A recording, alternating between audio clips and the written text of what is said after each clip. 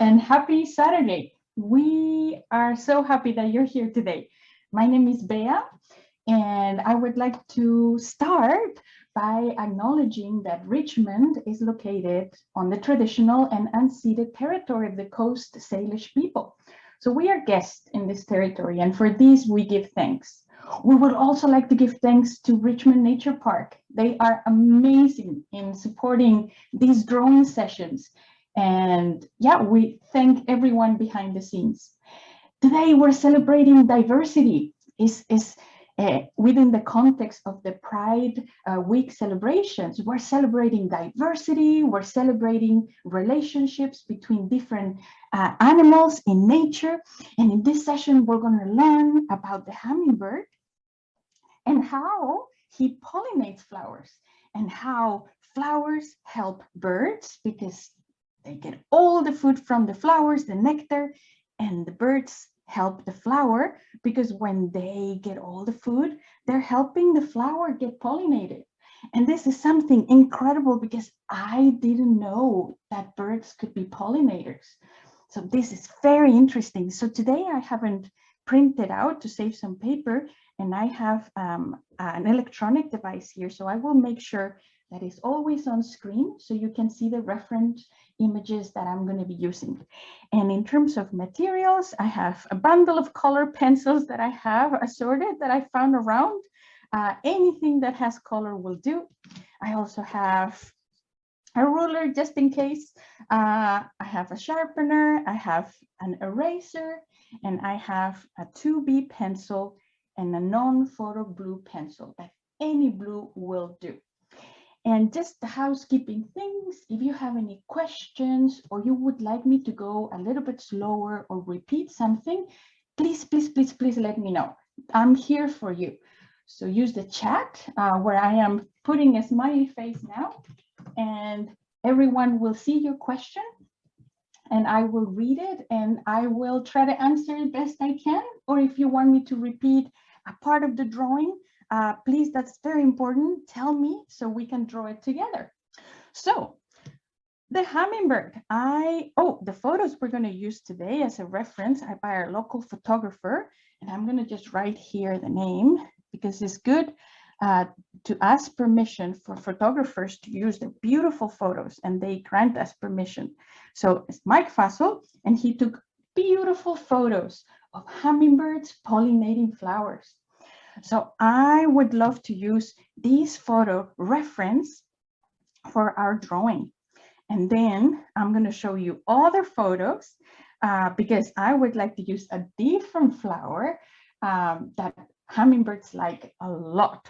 So to start with, I'm going to sharpen my non-photo blue pencil. And the reason why I like to start with, if you've been here before, you know, but for new people, when we start drawing with a non-photo blue pencil, it's like we're creating a blueprint.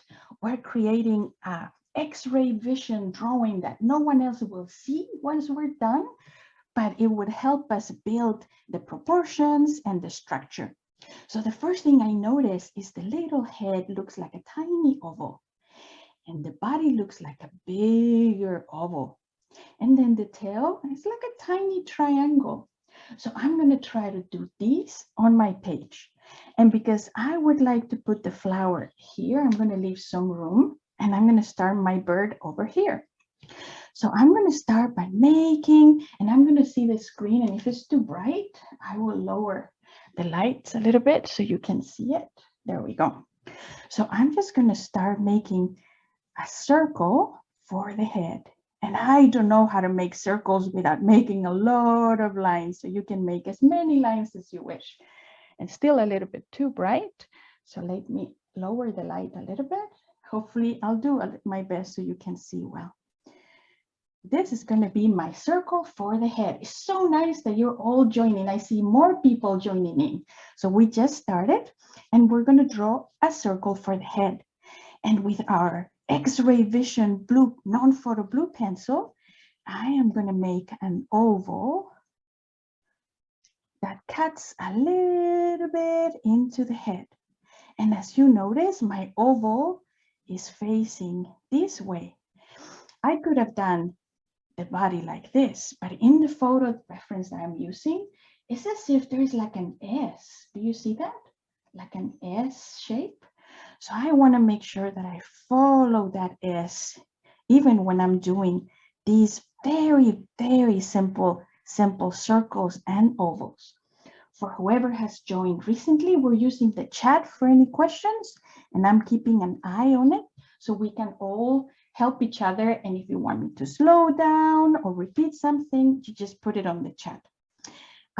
For the tiny, tiny tail, I might also do a tiny, maybe I don't know what to call this. Maybe it's like an oval, but it looks more like a rectangle with curved ends here. There we go. So once you're all good to go, we can continue. So if you can give me a thumbs up that we're doing well in the chat, then I will continue. I've been reading so many interesting things about hummingbirds pollinating. Thank you so much for the feedback. Hummingbirds pollinating flowers. Do you see the S I'm making? What's the part that is missing? Our beak. It comes from here and goes until the tail. So the beak, if I put my pencil on top of the photo, you see that when I cover it, that's the right angle. If I put it like this, I am not covering the beak. So, oh, my beak needs to be this angle. So I move my pencil, I put it there. It's like, oh my goodness, I would have never imagined that the beak would be this angle. So I'm just gonna put a line by now. And this is just, thank you so much everyone for the thumbs up. So that means that we can continue. Once I have my basic blueprint, basic, I can now either place some structures to make sure, oh, well, the eye is going to be somewhere here, closer to the beak. Like you see here, I see tiny bit of legs or feet there. So maybe I'll put that here. But once I have my blueprint, I can just move to my graphite pencil. And I like 2B. I'm going to put it here, 2B, because it's not too hard. The hard pencils are called H, and they have 1, 2, 3, 4 H. And the soft are called B's. So the 2B is not like super soft, but it's not hard. It's kind of in the middle. But whatever pencil you have at home would do. Just be very gentle so you don't scratch the page if you have an H pencil. So now with my graphite pencil, the first thing I notice is that the head and the body are kind of joined in a very interesting line in the front and in the back. So I'm just gonna go with my my graphite pencil and make a line that connects the body with the head. And I know there's a wing there, but they flap their wings so fast that not even this photo was able to capture a perfect looking feather. They flap their wings so quickly that they hum. And that's why they get their names, hummingbird. I also noticed the top of the head is a little bit flatter. So I'm just going to make sure that my line goes like this. And then look at this beautiful curve that links with the beak. So I want to make sure that I include that in my drawing. And then from here, the same thing. I have a beautiful curve. And then this curve, look at the S. Now here, so easy to see. So I'm just going to make an S. And I don't know how to make perfect lines. I have to do tiny bit of lines at a time. And that's absolutely fine. And look, even the S continues through the tail. So let's make sure that we connect the tail with the belly. And all the feathers at the tail are collapsed. They can open and they can close. And now they're closed. So we can actually see maybe 1 and 2 folds. And I want to make sure I put that in my drawing. So what we're doing now is a silhouette. And it's very interesting because these birds are very tiny. I don't know if you see them in your backyard, but they're very tiny, but if you hear a big hum, you might have just met a hummingbird. I'm doing the eye, and the eye has a rim around it. And it's just a group of feathers that are very tiny around the eye. And since I have this is the advantage of doing digital, you can see the rim perfectly there. Has a little highlight there. So I'm just gonna make a little highlight there. So when I add color, I remember to leave that space white. And how about the beak? Look at this beak. He is so cute. I don't want to make the beak too long. So with my ruler, I'm going to make sure that whatever this measurement is, which in this case is 4 centimeters in my image, I can compare it to a different part. For example, the belly length. So 4 centimeters seems to be from here until here. So now I can come to my page, and in my drawing, that's 3. So I'm just creating relative sizes so I know where to finish my beak. Another way of doing this is you can have your pencil and you can measure, like from the tip of the pencil until the finger. I put my finger here and I say, okay, so that's going to be that distance. So now I come here and I measure, and it's the exact same distance. And you know what? It doesn't really matter how super duper duper accurate, as long as you don't do the beak or the bill until here, because then the poor hummingbird is not going to be able to fly very well. And if you need to rotate your page like I need now, that's also absolutely fine to make just as straight of a line as you can. And it ends in a pointy bit here. So I want to make sure that I put that so they're a little bit wider as the bill comes out of the face, and then it's tinier as it comes to the very end. So we have a very interesting hummingbird, and we're not going to draw every single feather at all, but there's definitely something that I notice of hummingbirds, and I'm going to show you. Hummingbirds have something called iridescent feathers. Let's see this one here. So this is another hummingbird, and if you notice, all these feathers on the throat and the head, depending where you're looking at them, they have different colors, and that is something called iridescence. Iridescence.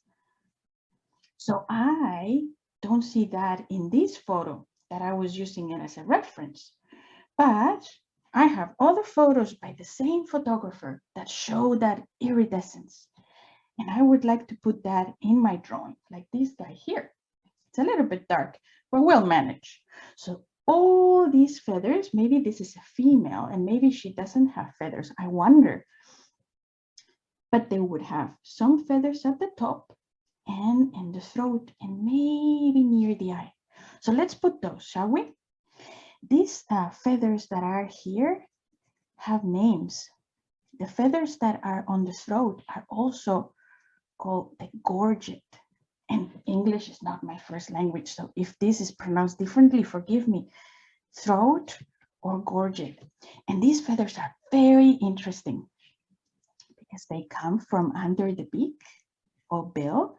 They go around the eye, and then they extend a little bit into the chest, but ever so slightly.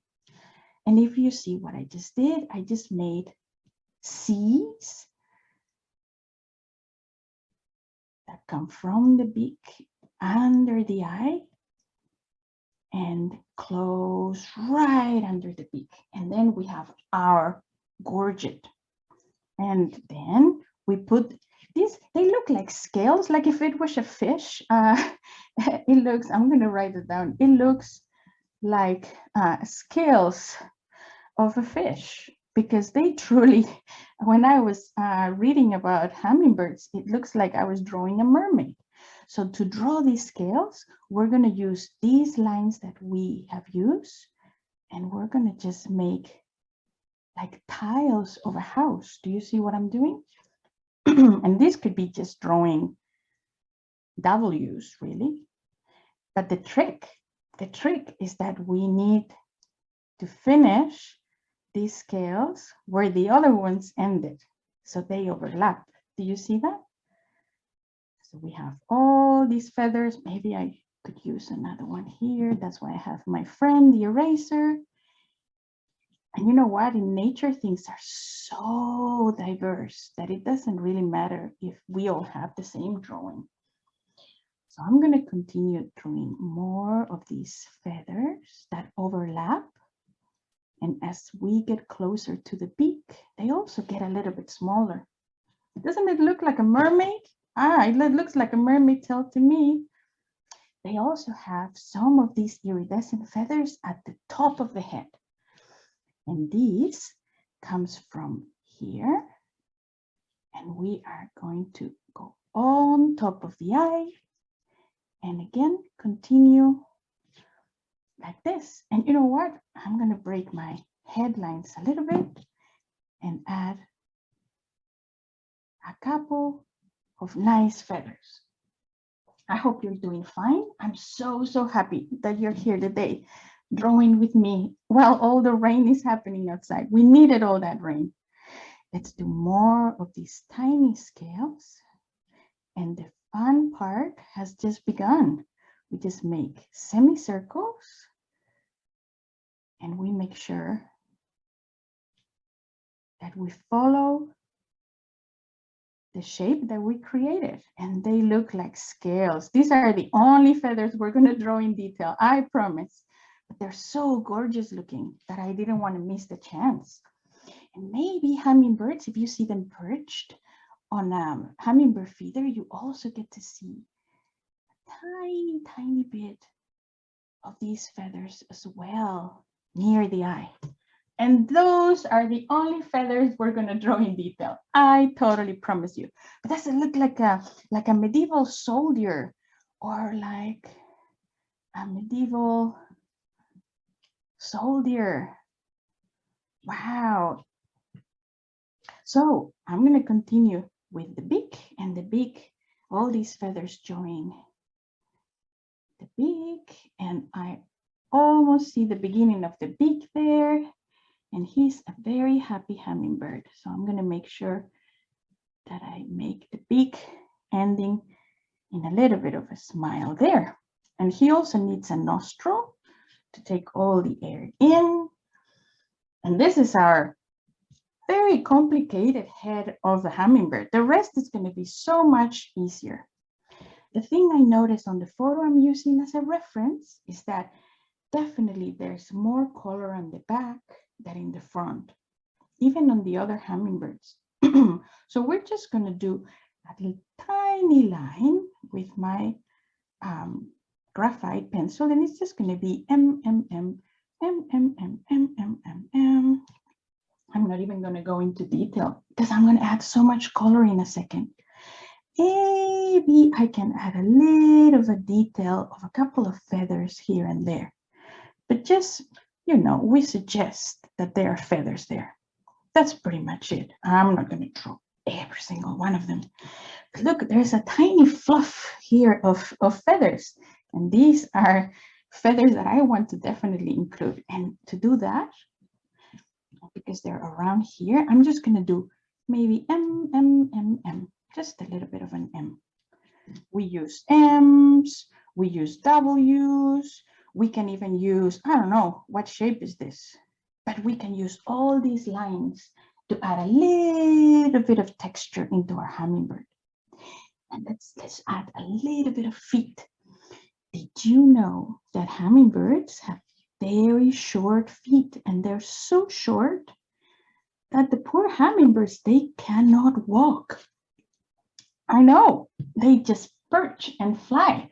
I'm going to put a note to that. Tiny feet, so tiny that they cannot walk. So what do? they perch. Isn't that interesting? In the photo, I only see, maybe I see two fingers, but all perching birds have 3 in the front.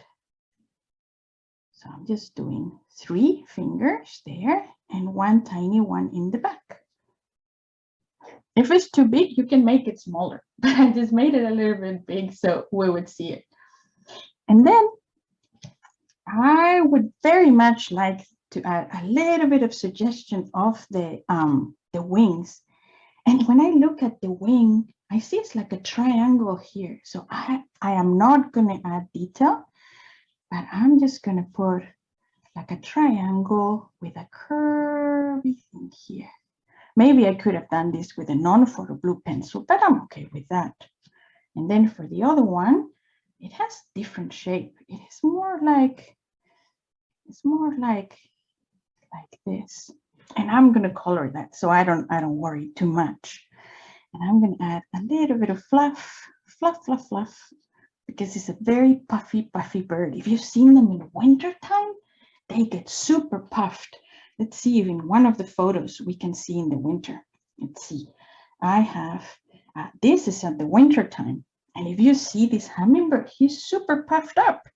So much more volume than it really is.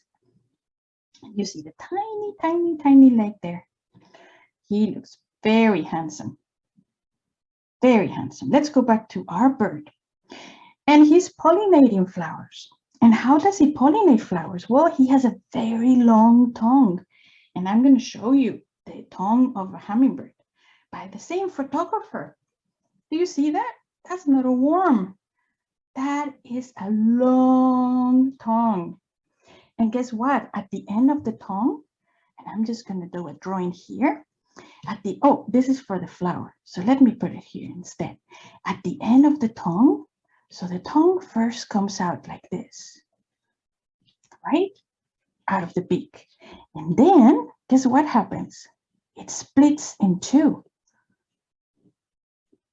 And each of these ends is like a tiny tree on both ends. And guess what these structures are for? To collect all the nectar they can get. So these, I'm going to add arrows to show you how the tongue works. So the first step, the tongue goes up. The second step, the tongue opens. Maybe I should add a line here. And the third step, after it has collected all the nectar from the flowers, retract, and it goes inside again. That's how they do it. And they collect all the nectar. And guess what? As they collect all the nectar, guess what happens to their faces? Do you want to see what happens? Look at this hummingbird. Do you see that yellow thing there?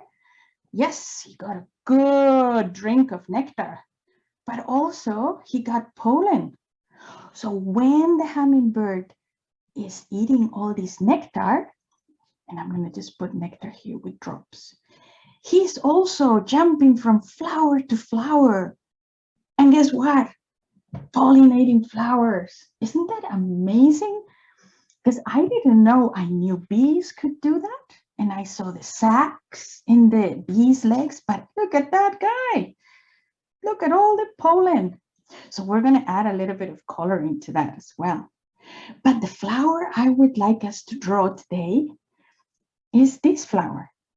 Look at this hummingbird. He's very serious and he's perching on this flower that is absolutely gorgeous. They love the flowers that have a tube inside so they can stick their beak in there. And these flowers are called crocosmias. So I'm going to write it here when I put the title, but by now I'm just going to put hummingbird. Well, I'll leave the hummingbird word at the end, but I just want to make sure I write crocosmia. And I will also let you catch up if you need some time.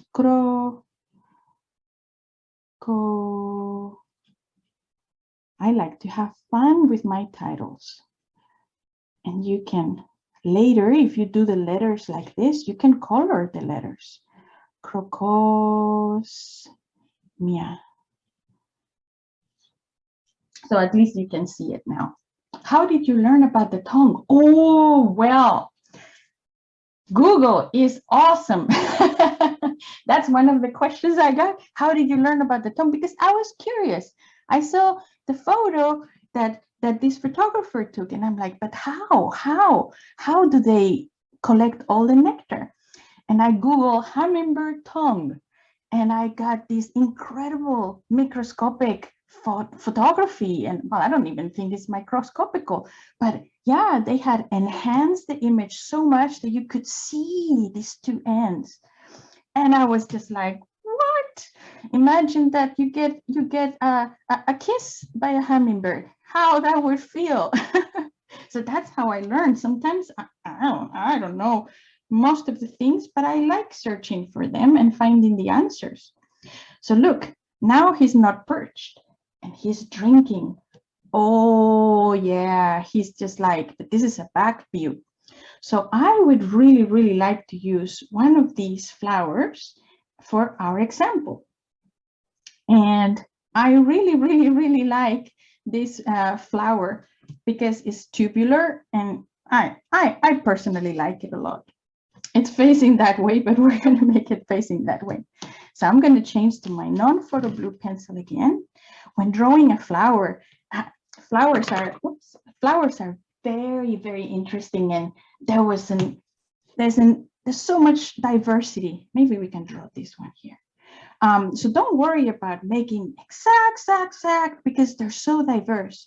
The first thing I noticed is that this flower the stem is right here. And we have one big petal here, 2, 3, 4, 5, and 6. And that's maybe something I want to put. I don't want to make a flower that doesn't really look like that flower. And it's curved a little bit that way. So I'm going to start by making a curve. And the important thing is the tube. So the petals will go after. But if you can see, let's see, I'm going to try to press hard so you can see what I'm doing. Pretty much this is a tubular flower. So we will have a tube, and let's see if I can lower the light a little bit so you can see it better. And the squeaky noise is my chair, so don't worry about that.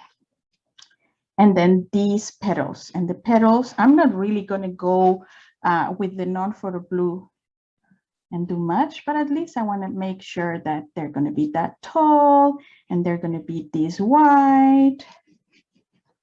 And I have there approximately what would be my flower. And now when I add the graphite pencil, you'll see a little bit better.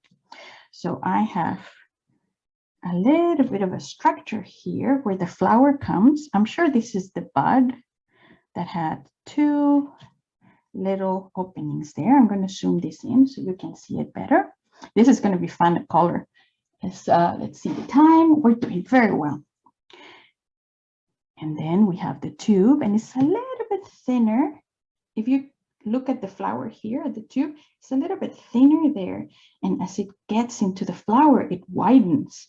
So that's something I want to do here. And that's something you also need to know, is that sometimes you don't see the perfect flower, but you can create your own flower by observing a lot of different flowers of the same kind.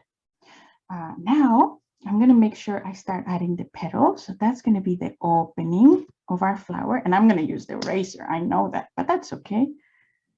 Erasers are our friends. But also don't worry too much. So that's going to be our first petal. The opening of the unknown world of all the nectar you can get. Then we have another petal here. And I know this hides a little bit, but if I look at this flower, look at that. I can see that petal very well. So I might just copy that. They're a little bit thin at the end. And they have a very nice red line in the middle that I really want to do when I add some color. Then there's a similar, it's funny. Now that I look at it, look at this. If I put a pencil on top, it looks like a mirror image. What? So if I do this side, I can copy exactly the same here. Whoa, that's cool. That is symmetry. And some, yeah, in nature, it's funny, all the diversity, and then suddenly you find symmetrical things. And that means that they look the same if you were to put a structure in the middle. The petal goes a little bit underneath, and there's some, the stamen, and all the structures that the flower uses to reproduce are here. So I'm going to make sure there's 3 here, there's 3 there, and there's another one here with like poof, poof, poof. So I'm going to make sure I add those. Because they're in front, I might start doing them now. 1, and then 2, and you can do them in the shape that you please. There's no perfect way of doing this. So because they were in front, I decided to draw them now. And then there's this tiny one here that has like 3 little structures. And if I don't know what they are, I promise you, I am going to look for it. The funny thing is, I know the name in Spanish. I know what's the name in Spanish. And they're a little bit fluffier than this. These are more flat and purple, and these are more round like popcorn. I might put like they look like popcorn. There we go. And then I'm going to just continue with my flower. And I made so many notes that maybe my petals are going to be cut by text. But that's okay. That's another, and then another one here, a little bit tinier. This one here, and then a little bit longer here with some beautiful curls. And they're all coming from the same place. So now we have a flower with a line in the middle that I might use better color for that. A flower of crocosmia that is going to be pollinated by a flying hummingbird. And because he's flying, I'm going to add some lines of movement, which is just round couple of lines here and there. He's flying to the flower. He's going to get a good, that's where all the nectar is, right here. If we could see it transparent, that's all. Imagine orange juice, all there. And while he is drinking all the nectar, he's also getting all this pollen in his beak and pollinating this beautiful, beautiful crocosmia plant. And guess what? He doesn't only like crocosmia, he likes all sorts of flowers. Guess what his favorite colors are? Any guess? Do you have an idea of what are hummingbird's favorite colors? And I'll give you a tip. What colors are all the hummingbird feeders you see around? Have you seen those? I'm just adding some stem here. I'll give you some time to catch up with the drawing and to think, what are hummingbirds' favorite colors? Oh, mine says red. Yes, that's one of the 2 more favorite colors of the hummingbird. That's why all hummingbird feeders are red.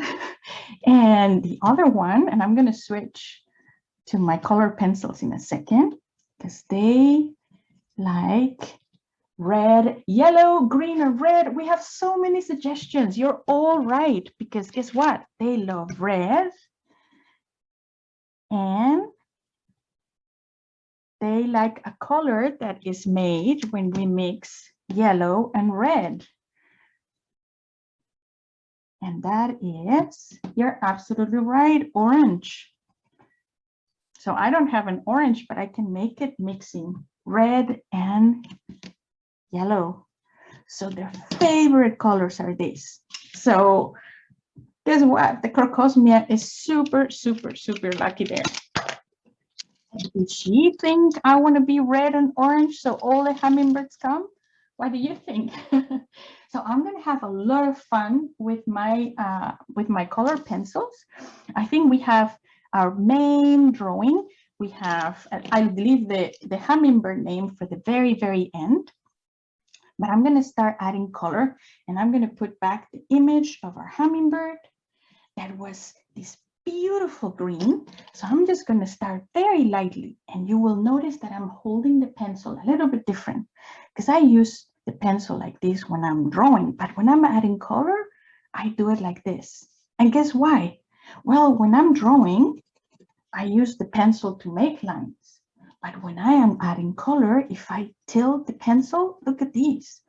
Suddenly I get these patches of color, and I really like this effect. So I'm just going to start very, very lightly. And your hummingbird could be the color that you wish. And there's so many beautiful colors in nature. If you've seen the rainbow flag, which is the symbol for the Pride Week, it's all the colors that you can imagine. And because we added these feathers, the iridescent feathers, I'm going to leave that uncolor right now. But in the image, I see that there is more greenish and a little bit bluish. So I'm going to just add a little bit of yellow here. I have to sharpen my pencil. My goodness. If you have crayons, it's the exact same thing. So just by adding a little bit of color on top, you don't need to buy a set of thousands of colors. That's very expensive. You can just mix. And look at that. Suddenly, our hummingbird is starting to have different tones of green. Isn't that beautiful? And I'm just going to go with a little bit of a darker blue. Let's see, where are you, blue? Here. And I'm going to add a little bit of blue here.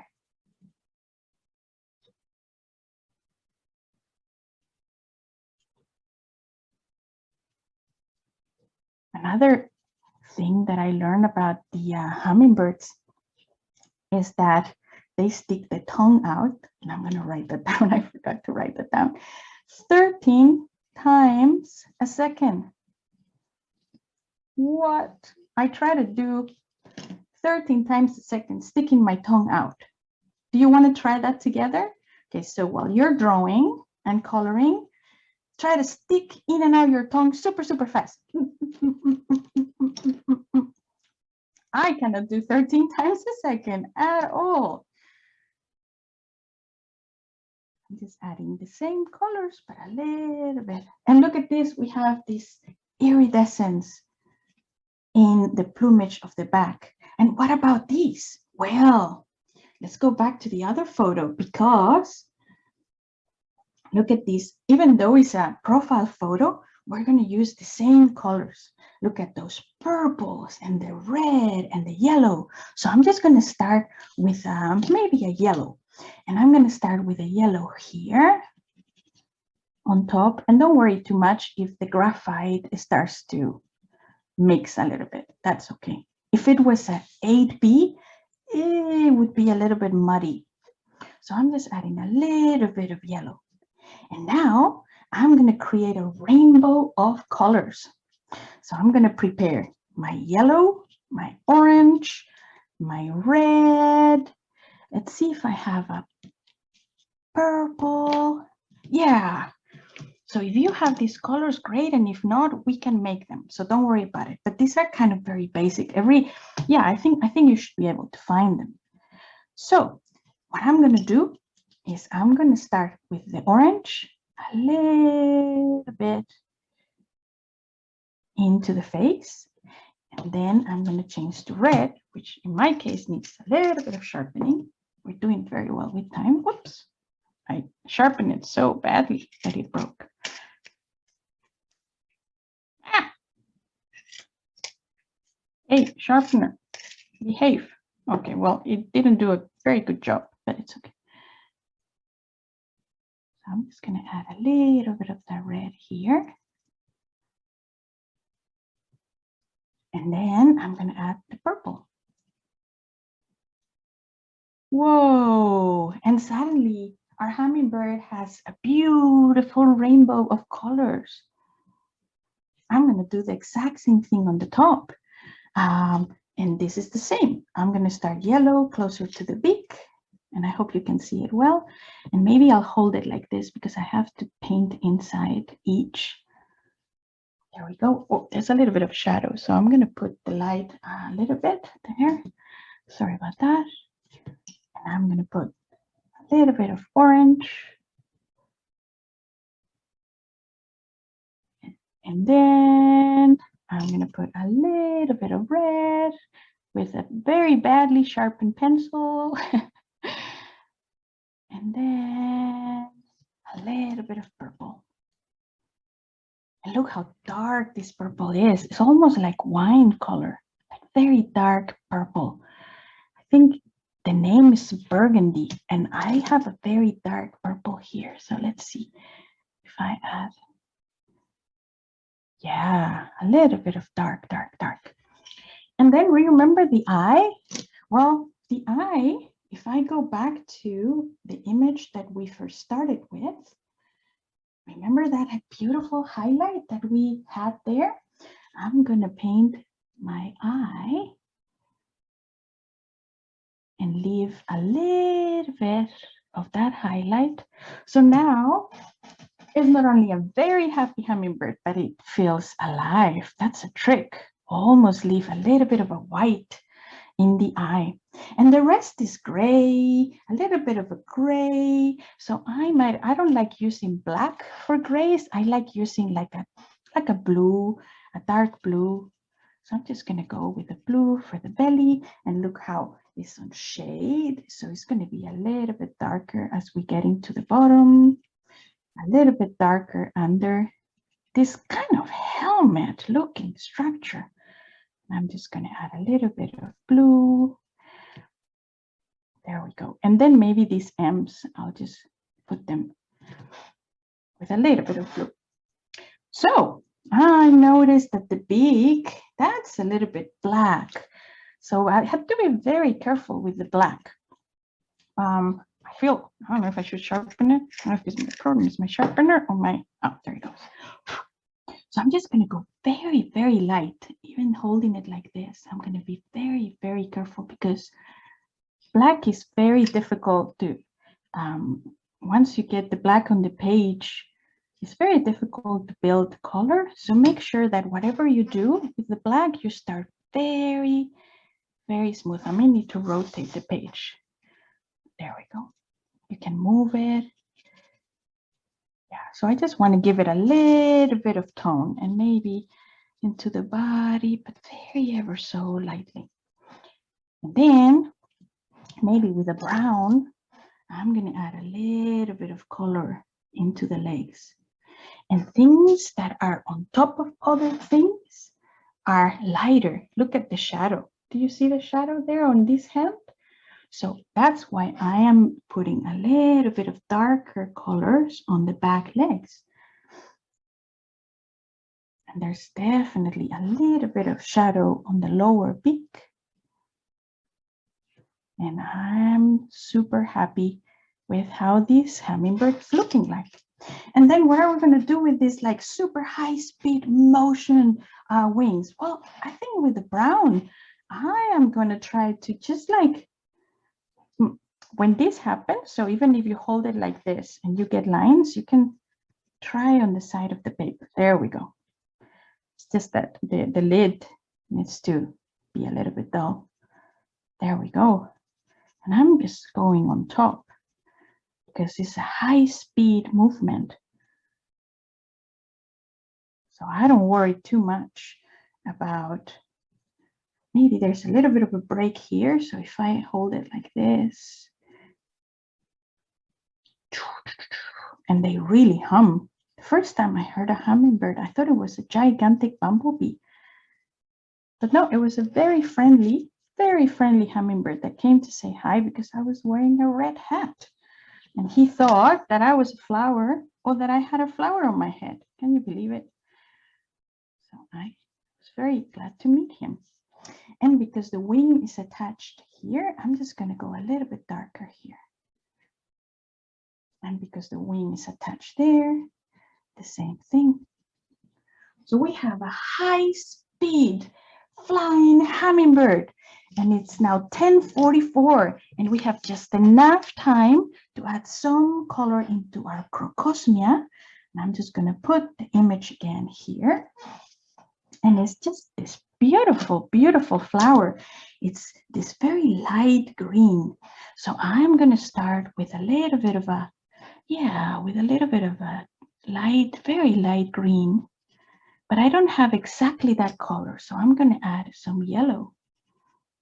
Does it look like it? Yeah, sure. Maybe I could put more yellow. Let's see what happens if I add more yellow. Yeah, that's more like it.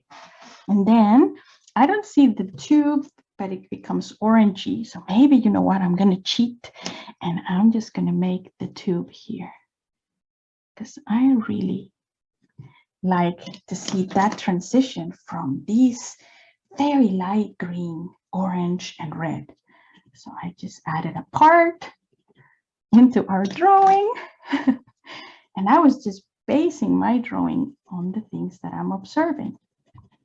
So that's our tube, where all the nectar is going to be located at the bottom. And this is our X-ray vision. That's not part of the, the petal. And then the petals have red. So I'm definitely, let me use another red that doesn't feel like it's going to break apart. So is this a nice red? Yes, it is. If you have any questions, or if you've seen a hummingbird that you would like to share your experience, you can put it on the chat. But don't lose time typing on anything, eh? Don't worry about it. And also, guess what? We are recording this. And I'm going to put these, and I'm going to share the website in a second when I finish adding color to the petals, because I just made a website and I'm putting all these drawing sessions there. So you can watch them later. I'm going to erase all this drawing of the nectar because I don't want it to get on the way. Where's my red here? I'm just going to put it there. I'm going to put it now.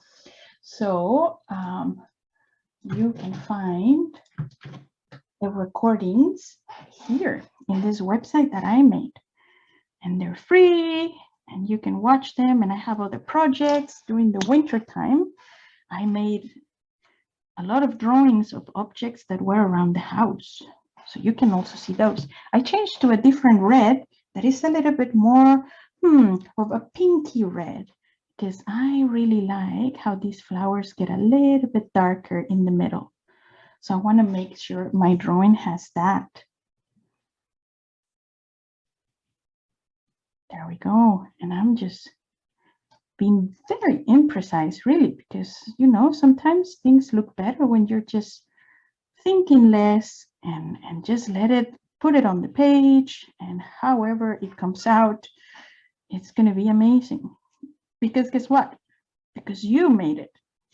And that's what makes it very, very special and unique. And as we get into the starting of these, like, deposit of nectar, I'm going to add a little bit of brown, but only to make sure that it's darker. And then all these structures that come out are a little bit red. Oh, Magnus is sharing that he watched a video about hummingbirds. Yeah, I like searching for videos of animals doing things. It's very interesting, and sometimes I don't get to see them in my backyard. So that's awesome. Thank you for sharing. Look at the difference between those tiny ones that look like popcorn and these ones that are purpley. So I want to make sure I include that. Maybe I'll leave those white there. And then a little bit of darker green with a little bit of purple at the tip right there. So in less than 15 minutes after we're done here, we are going to learn about clovers. and a different but also awesome symbiotic relationship. And that's a word I should probably write down here because it's kind of a complicated word for me as well. It's called symbiosis. And this is a symbiosis, is when two species that are totally different, they help each other. And he gets the nectar and the flower gets pollinated. Now that I'm with my graphite pencil, I'm going to finish some lines that maybe got a little bit lost when I added the color. And I'm going to keep writing the name of the hummingbird that I left here and the time that is left. I saw one laying an egg. That is amazing. And actually, now that you're talking about birds, eggs, I'm going to continue in a second. I brought my ruler because guess what?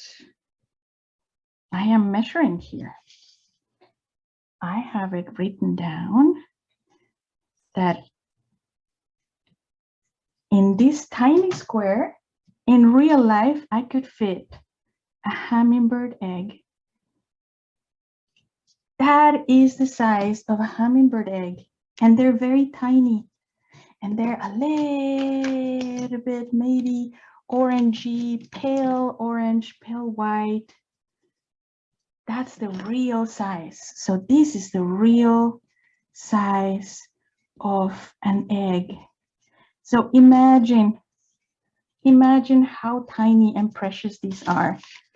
So yeah, thank you for the reminder. I almost forget about telling that story. So I don't want to cover the drawing, but hummingbird.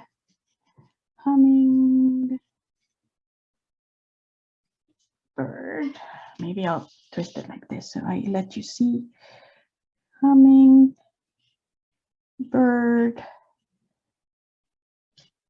And then the D. There we go. Hummingbird and Crocosmia. And in the tiny time that we have left, I'm just gonna put a little bit of color to the tongue, which maybe I should go with a different color, but I don't know. I'll go with like this pale pink. And we learn the steps, and we learn how it captures all the nectar. And I think I'm gonna put the nectar. Oh yeah, remember that we talked about all this orange in the beak? Yeah, that's all the pollen. I'm just making a note here. That's the pollen. And the pollen, I wouldn't be surprised if it's stored somewhere here. I have to look into that. You see, like it's so awesome not to know, because then there's so many interesting things to find out on your own. Yeah, so definitely feel free to use your graphite pencil after you color your flower. So if you find that there's some areas that maybe got a little bit, maybe that you have some areas that got a little bit confused with the color, then you can redraw them on top. So don't worry about that.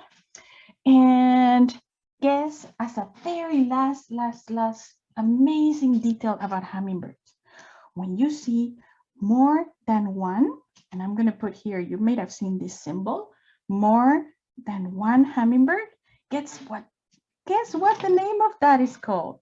I really like having found out about that. Well, they have a lot of names. You might have heard a flamboyance of flamingos, a parliament of ravens. Well, more than one is called a bouquet. Isn't that amazing? I also found, or a tune. So more than one hummingbird is called a bouquet. So if you see several, now you can say, I have seen a bouquet of hummingbirds. Isn't that amazing? I really like learning about hummingbirds. So I'm just refining some here and there. This has been the hummingbird and the crocosmia and how they practice this awesome thing called symbiosis.